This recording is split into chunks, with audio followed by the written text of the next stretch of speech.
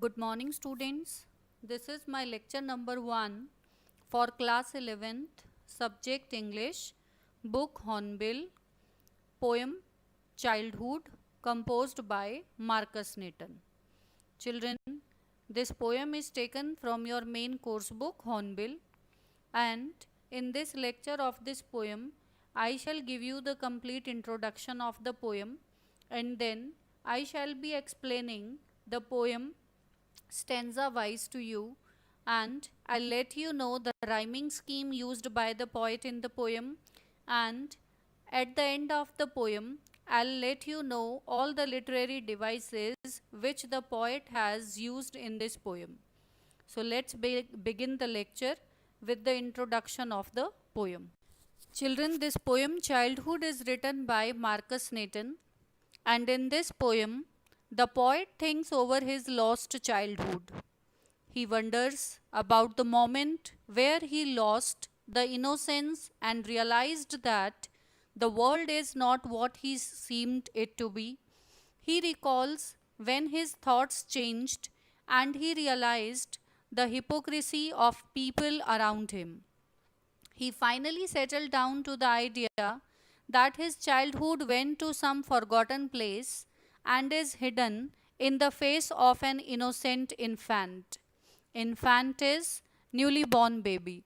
So, the complete poem Childhood is written by Marcus Nathan, in which he is surprised that when was the time he lost his childhood and where has his childhood actually gone. And in the entire poem, if you see, he has used the rhyme scheme, that is A, B, B, C, C, D. This is the rhyme scheme that he has used in the poem. Now we shall begin the poem stanza wise with its explanation. Let's begin the poem. He writes in the very first stanza. In your textbook you can see the poem. There it's written, "When did my childhood go? Was it the day I ceased to be 11? Was it the time I realized that hell and heaven could not be found in geography and therefore could not be, was that the day?" In these lines, the poet wonders about when his childhood came to an end. In these lines, the poet Marcus Nathan wonders about when his childhood came to an end. He asked himself a question, that was it the day when he was no longer 11 years old?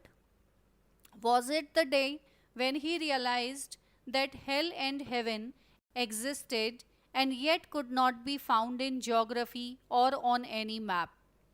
Or when he realized that they are imaginary places that actually do not exist in the world? Children, in the second line you can see the word ceased. Ceased means come to an end, right? So the poet Marcus Nathan has started this poem with a question, and the question is, when did my childhood go? He asks himself a question about when his childhood came to an end. Then he tried to answer his question to himself. He said, was it the day I ceased to be 11? Means when he realized that he was no longer 11 years old. Was that the day that he considered that his childhood was over and he had grown up? Or it was the time when he realized that hell and heaven are not real places. They are not found in any geography book, but they are imaginary. Children, here you need to understand the meaning of hell and heaven. Actually, whatever is present in our life, that depends on all the acts we have been performing in human form. If you are doing good deeds, then the world is like a heaven for you. And if you are performing bad deeds, the world is like a hell for you. So he says, when I realized this difference, that hell and heaven are not actually the places, because these are not located in any geography book at all. So then I grew up, and then I realized that I have grown up and my childhood has gone. Though he is not satisfied with the answers that he is giving to you, but he is sensitizing all the readers that we do not come to know when we grow up, and once we grow up, then we forget about childhood, how we spent it, and what actually it taught us. Now we shall go with the second stanza of the poem, that also begins with the same question that the poet Marcus Nathan asked himself in his stanza 1. In stanza 1 also he started with the line, "When did my childhood go?" And if you notice, the stanza 2 also begins with the same question to himself. He says, "When did my childhood go? Was it the time I realized that adults were not all they seemed to be? They talked of love and preached of love, but did not act so lovingly. Was that the day?"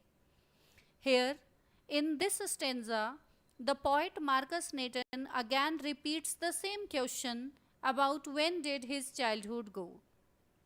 And he wonders about the day when he started seeing the world with a new perception, and he got to know that his adults are not as they seem to be.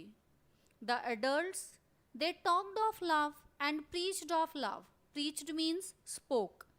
They used to speak of love, yet they never behaved so lovingly.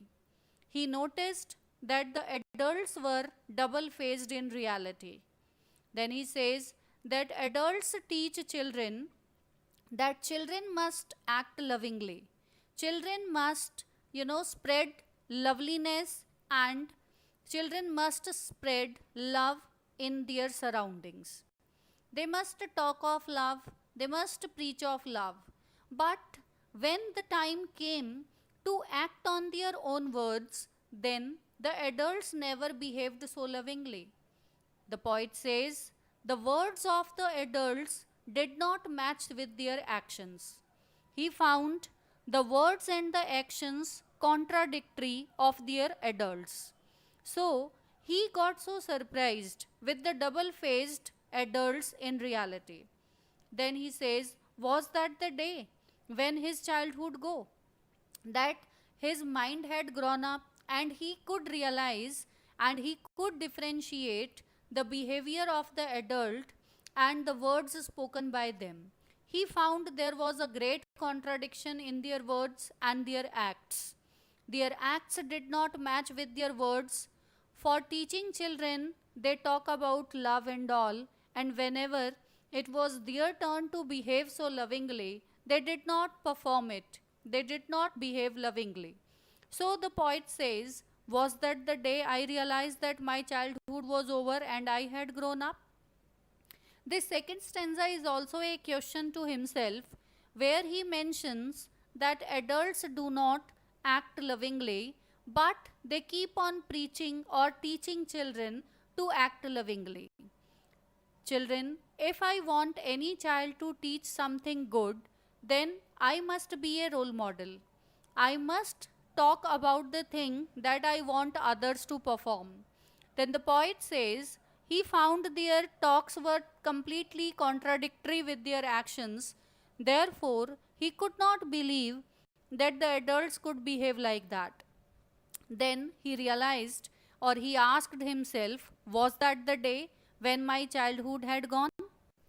So children, now we are proceeding to stanza 3. You see in your book, stanza 3 also begins with the same question of the poet Marcus Nathan to himself. That is, when did my childhood go?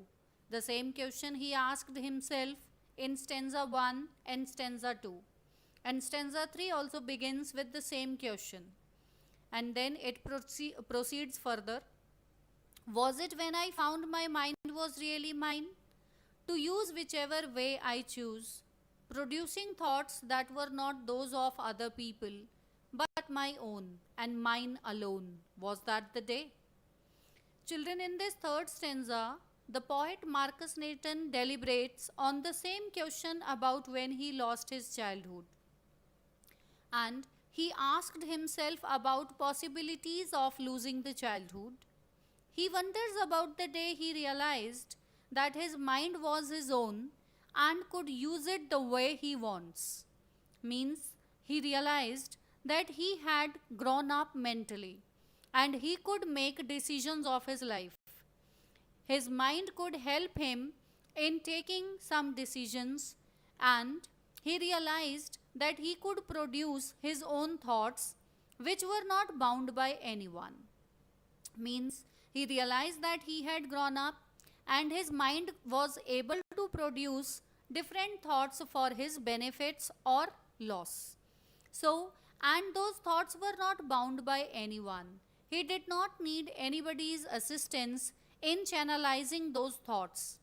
When he sensed his own individuality and a separate personality, he understood that my own, mine alone was that the day. Means he had sensed his own individuality. He had stood far better than before and he had created a separate personality of his own, and that was not bound by anyone, that was not channelized by anyone, and he realized that he was capable enough to take decisions of his life, and his mind could produce different thoughts to give him directions, where he did not want anybody's assistance in directing his thoughts into different directions. And he found as if he was a separate personality. He has his own individuality. He realized himself as an individual where he was not dependent on others, but his mind was producing thoughts to channelize his life. Then he said, was that the day I lost my childhood? Means, was that the day he had grown up and he lost his childhood somewhere? So children, now we are proceeding towards the last stanza of the poem, that is stanza number 4. If you notice, the poet Marcus Nathan has brought a slight change in his question. In first 3 stanzas, he started his question with the word when. And in stanza 4, he says, where? Where did my childhood go? You know, when. When denotes time. Where denotes place. So in stanza 4, he has asked himself the same question with a slight change. He says, where did my childhood go? It went to some forgotten place that's hidden in an infant's face. That's all I know. Infant is newborn baby. So in this last stanza, the poet Marcus Nathan remorses about his lost childhood. He concludes that his childhood had gone to some forgotten place which will never come back to him.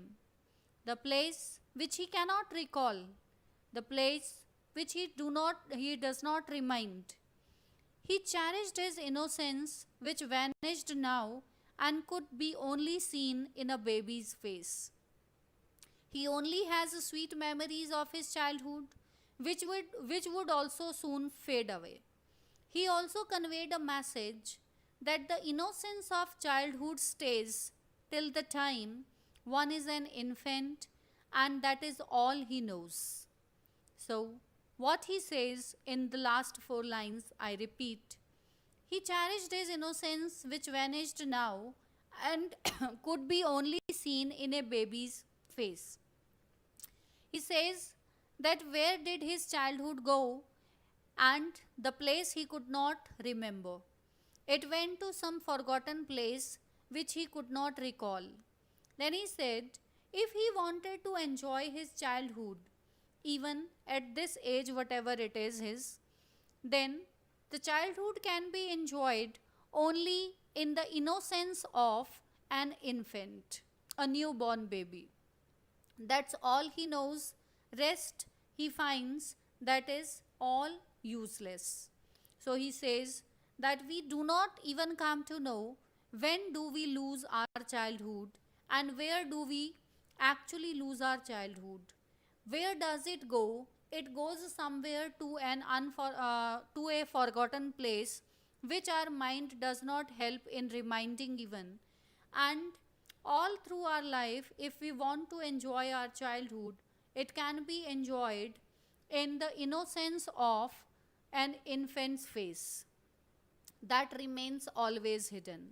So he says that childhood is the stage that is full of innocence, where the child does not bother for hell and heaven, good or bad acts, and he does not bother for age, whether he is 11 or more, when he does not know that what adults are teaching is quite different what they are performing in their human form, and it is not seen anywhere else, but it can be seen only in the innocence that remains hidden in an infant's face.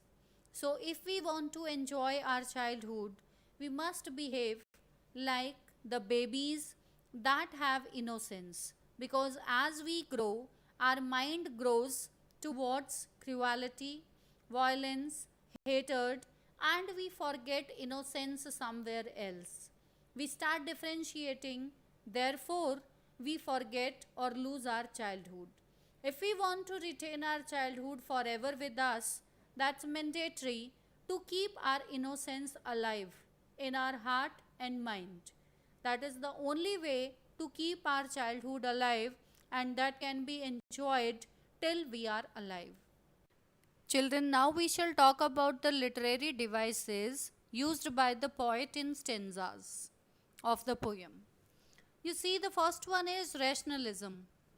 The poet rationalizes the lost childhood when he was 11 and when he found out that hell and heaven don't exist and are not found in the geography. You see, the lines are given. Was it the day I ceased to be 11? Was it the time I realized the hell and heaven could not be found in geography? These are the lines given in the poem. So here the poet becomes rationalized. So here it is given rationalism. So this is called the literary device rationalism, where the poet rationalizes the lost childhood. And the second one that is used is refrain. Refrain is a group of phrase which is repeated in the poem. So which group of phrase is repeated in the poem? When did my childhood go? Was that the day? These are the groups of phrases which the poet has used in his poem. You see, every first line of first three stanzas begin with the same line, when did my childhood go? And then he say, was that the day?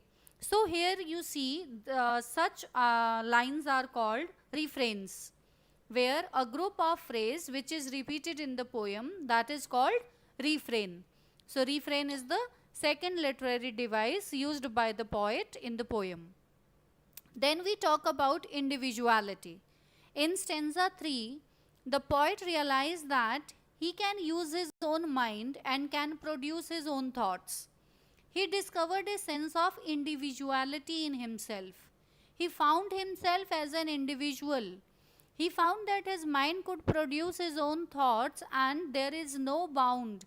He is not bound by anybody to channelize those thoughts. While explaining stanza 3, I taught you about this line. So, where he has written, he has discovered a sense of individuality in himself. So, here it is the literary device, that is individuality in stanza 3. So, children, now we are proceeding towards other literary devices used by the poet. After individuality, you see it is antithesis. Antithesis is the literary device that is where two opposite words are used together in a sentence in a poem. If you see, in the very first stanza of the poem, hell and heaven are used in a sentence in this poem. So, this is called antithesis. Then, the another is alliteration. Alliteration is the occurrence of the same letter of sound at the beginning of closely connected words. Right? I repeat, alliteration means the occurrence of the same letter of sound at the beginning of closely connected words. The words that are used here, the time, my mind, whichever way, thoughts that. So there it is alliteration used by the poet. Then the last one, the last literary device the poet has used is inversion. Inversion, children, you can find when the subject verb order is reversed, right? When the subject verb order in any poem is given in a reversed form, there we find it is inversion literary device. So you see the line in the poem, he writes, to use whichever way I choose, right? So here you see the subject verb order is used in a reversed manner. Therefore, it is inversion noted here. So children, these are all the literary devices used by Marcus Nathan in this beautiful poem Childhood. So this was the complete explanation of the poem with its literary devices. Now we shall proceed towards homework. So children, I hope that you people have understood the poem, and the poet Marcus Nathan has given the complete poem Childhood in just 4 stanzas, and it is one of the beautiful compositions of his own. And now, on the basis of understanding the poem, you people have to summarize the whole poem in your words in your fair English notebook. You can give stanza wise explanation of the poem, or you can summarize the whole poem in one paragraph in your fair English notebook. And don't forget to post me your work on my email ID, or you can WhatsApp it to me. Now, in my next lecture of this poem, I will recapitulate the poem with you, and then I shall discuss the textual exercise of the poem. By the time, thank you. Have a nice day.